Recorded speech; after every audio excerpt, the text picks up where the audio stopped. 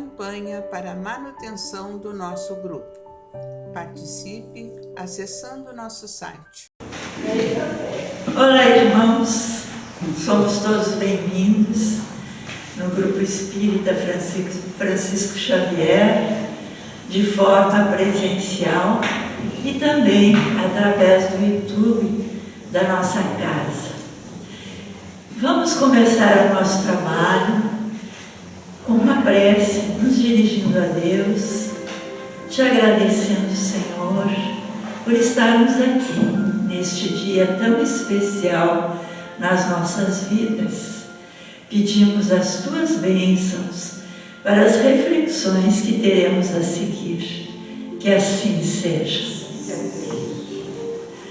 Iniciamos o trabalho inspirados pelo Evangelho segundo o Espiritismo. E nos caiu hoje o capítulo de número 11, Amar o próximo como a si mesmo. E tem 11 também, que fala sobre o egoísmo, e é uma mensagem de Emmanuel, trazida em Paris em 1861. E Emmanuel diz o seguinte: o egoísmo, essa chaga da humanidade, precisa desaparecer da Terra, pois retarda o seu progresso moral. É ao Espiritismo que está reservada a tarefa de fazer com que a Terra se eleve na hierarquia dos mundos. O egoísmo é o alvo para o qual todos os cristãos devem dirigir suas armas, sua coragem e suas forças. Digo coragem porque é preciso mais coragem para vencer a si mesmo do que para vencer os outros. Que cada um empregue todos os esforços para combater o seu próprio egoísmo, pois ele, sendo filho do orgulho, devora as inteligências e é o causador de todas as misérias terrenas. O egoísmo é a negação da caridade, sendo por isso mesmo o maior obstáculo à felicidade dos homens. Jesus deu exemplo da caridade e Pôncio Pilatos o do egoísmo. Enquanto Jesus percorre as santas estações do seu martírio, Pilatos lava as mãos dizendo: que me importa? E diz aos judeus: este homem é justo, por que querem crucificá-lo? E, no entanto, deixa que o conduzam ao suplício. Se o cristianismo ainda não cumpriu a sua missão por completo, é devido à luta que se trava entre a caridade e o egoísmo, pois este invadiu o coração humano como uma praga. Cabe aos espíritas, a quem os espíritos superiores esclarecem, a tarefa e o dever de destruir este mal, dando ao cristianismo toda a força e retirando do caminho os obstáculos que impedem a sua marcha.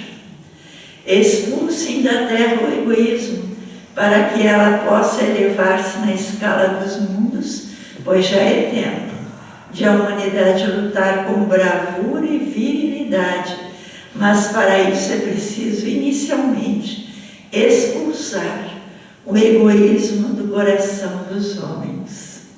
Que interessante. Emmanuel fala de uma forma tão completa, né, que a gente pensa assim: não tenho nada a acrescentar. Se a gente prestar atenção, é muito, muito, muito importante. Mas é interessante isso do egoísmo. Ontem eu estava na calçada e tinha uns rapazes com a escada no ar aqui na frente do nosso grupo. E aí a gente: mas o que está acontecendo? Eu e a Marta. E aí o passarinho caiu do ninho e eles botaram a escada para repor o passarinho no ninho. Enquanto nós passávamos, o passarinho caiu de novo. E aí eles de novo recolocaram o passarinho no ninho. E aí eu comentei com a Marta só os passarinhos. E aí eles disseram, o passarinho que está no ninho é muito grande. Seu passarinho grande, ele derruba o menor, para receber mais alimento dos seus genitores. E é verdade isso, né? A gente sabe que em um ninho com vários passarinhos, o pequeno é jogado para fora, é para morrer e para que os que permanecem recebam mais alimento. Está aí o começo do egoísmo. A lição de hoje não é só o ser humano que é egoísta, né? Às vezes os animais também são. E nós vemos os vários reinos da natureza. E a Marta disse assim, pois é, eu nunca tinha pensado nisso, né? Há quanto tempo nós somos egoístas? Há milênios, gente. E está na hora de mudar, né? E é isso que Emmanuel nos lembra hoje, está na hora de mudar. E olha a responsabilidade que ele dá em relação a isso, a doutrina espírita. E nós estamos buscando, né, a doutrina espírita, porque ela nos traz um diferencial que às vezes a gente não conseguiu alcançar em outras seitas, em outras religiões. Porque a maioria de nós, muitos nasceram dentro da doutrina espírita, mas muitos não é? E aí a gente busca respostas para nós mesmos em vários lugares, e a gente vê isso, né? Quando recebe as pessoas, eu venho de outra religião, eu sou de outra religião, mas veio buscar a doutrina espírita, porque ela busca o quê? Respostas para as suas questões, né? E que bom que nós já conseguimos hoje, né, nessa encarnação, sair de nós mesmos e buscar as respostas. E nós vamos encontrar. Em algum lugar nós vamos encontrar, né? Então saímos do nosso conforto para buscar entender a nós mesmos e aos outros e as lições de Jesus, que não é fácil, né? Quantas vezes eu li o Evangelho tradicional, não da doutrina espírita, que eu lia e a gente lê e lê e pronto. Não se sente comprometido a cumprir o que está escrito ali, porque não entrou no coração. Não é porque não queira, não entrou. Eu lembro quando eu fiz a confirmação, eu era protestante, e fiz a confirmação na igreja episcopal, porque era a única que oferecia um horário para me preparar para isso, em que o meu pai pudesse me levar, né? Então eu passei por várias religiões. E as pessoas, mas isso não é ruim. Não, isso foi muito bom para mim. Primeiro, porque eu não rejeito nenhuma. De cada uma eu aprendi alguma coisinha. Mas não foi tudo, não foi suficiente. Vim para a doutrina espírita, né? E por que eu vim para a doutrina espírita? Teve uma vez que eu passei na frente de uma casa espírita e eu estava tão perturbada, tão confusa, tão sem saber o que fazer, que a casa estava aberta e eu entrei. Me sentei lá, ouvi uma palestra, recebi um passe, fui embora. Passaram-se os anos, eu não procurava religião nenhuma, nem rezava, né? Porque a gente vai perdendo algumas coisas que nos ensinaram. E aí um dia também eu estava ruim no meu trabalho, tudo errado, tudo ruim. E aí eu pensei assim, onde é que eu encontrei uma luz? Onde é que eu fui nessa vida que eu encontrei uma luz? E lembrei da casa espírita.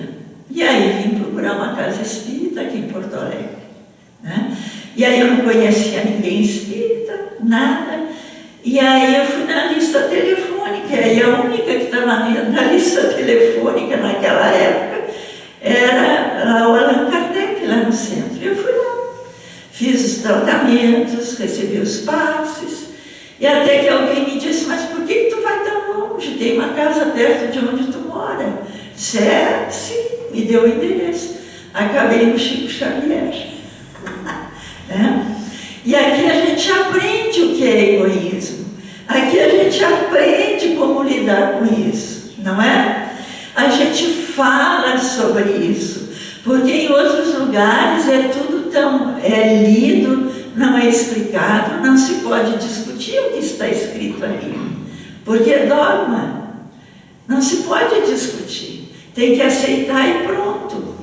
E nós temos inteligência para quê? Não é para discutir, não é para conversar sobre, né? E cada um tirar a forma que entende melhor as lições, né? Então nós aprendemos aqui, e através do estudo também e do trabalho, de tudo que acontece aqui, a nos relacionar, a perder um pouquinho o seu personalismo, o seu eu, e dividir as coisas, inclusive a nossa burrice, porque nós somos burros em muitas coisas. E nós aprendemos a dividir o nosso conhecimento e também a nossa burrice, sem muito constrangimento. Por quê? Porque aprendemos aqui a ser irmãos, né? Aprendemos aqui que somos todos filhos de Deus e que nós somos irmãos, né? Dentro da filiação divina, nós somos irmãos, bons, maus, sabidos, né? E burros, quem não sabe nada, né? Mas não é verdade. Participamos do mesmo grupo de estudos, quem sabe mais e quem sabe menos, sem muitas querelas. Isso não é uma coisa maravilhosa? Uma vez uma pessoa me disse: por que vocês não fazem grupos diferentes para aqueles que têm mais dificuldade de aprender e aqueles que têm mais facilidade de aprender determinadas lições? Eu disse: mas por quê? Nós não somos irmãos? E nós não podemos nos ajudar uns aos outros? Não está nos ensinos da doutrina espírita que quem sabe mais ensina, quem sabe menos é só ter paciência. É só ter paciência. E aí nós vamos aprender e deixando de ser egoístas. Não vamos mais jogar um passarinho para fora. Por que nós vamos jogar passarinho para fora do ninho da casa espírita? Se podemos alimentá-lo com o nosso conhecimento pouco ou muito.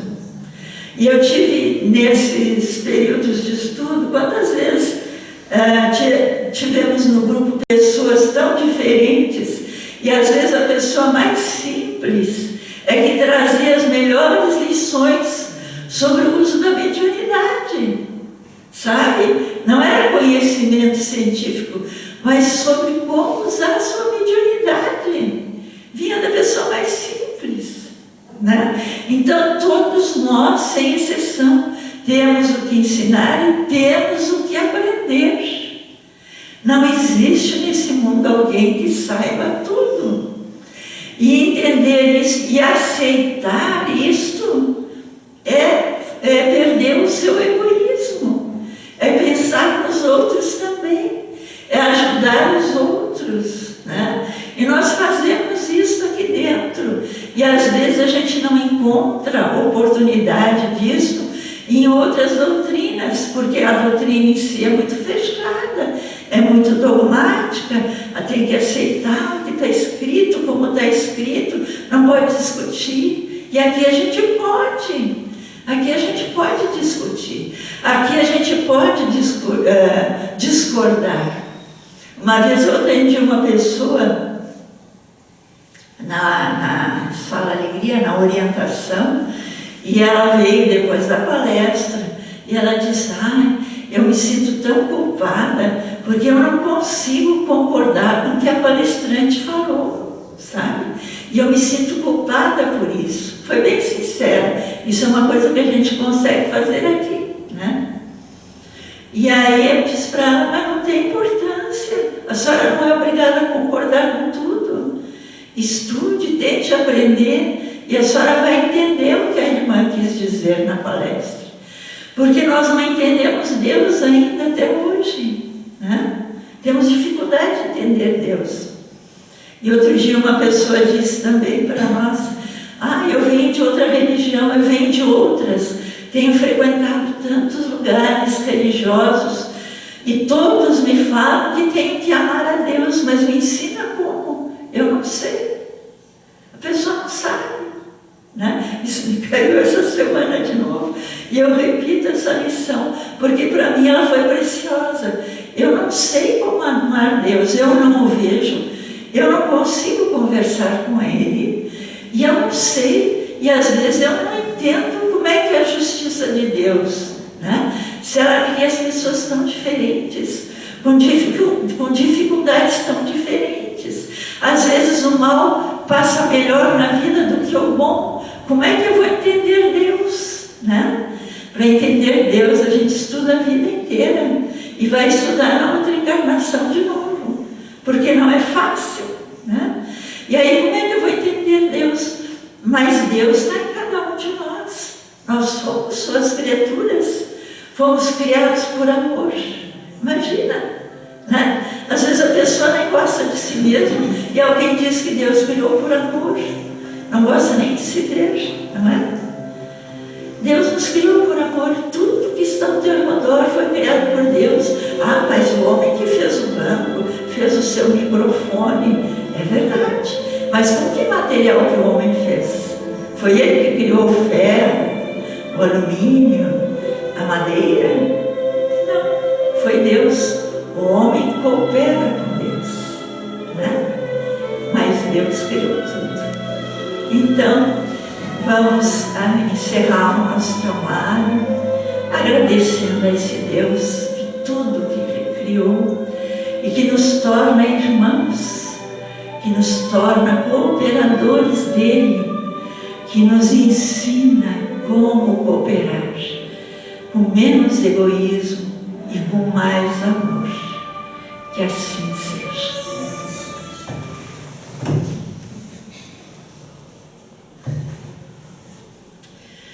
Irmãos, vamos unir nossas almas confiantes para dedicar nosso pensamento e sentimentos fraternos para quem precisa, quem está carente de saúde e de paz. Convidamos todos os irmãos a manterem seus corações e pensamentos vibrando nas preces que faremos a Deus a partir deste momento, em favor daqueles a quem endereçarmos nossas vibrações. Prece para os enfermos. Neste momento abrimos uma corrente de vibrações em benefício de nossos irmãos enfermos que se encontram em nossas casas, hospitais, casas de caridade e demais locais onde se achem passando por dolorosas provações. Senhor, pedimos alívio para estes irmãos, que o teu infinito amor permita que os divinos mensageiros possam deles se aproximar, suavizando-lhes o sofrimento. Senhor, se as tuas leis permitirem, que possam recuperar a saúde e tenham muita coragem e esperanças sob a tua misericórdia infinita.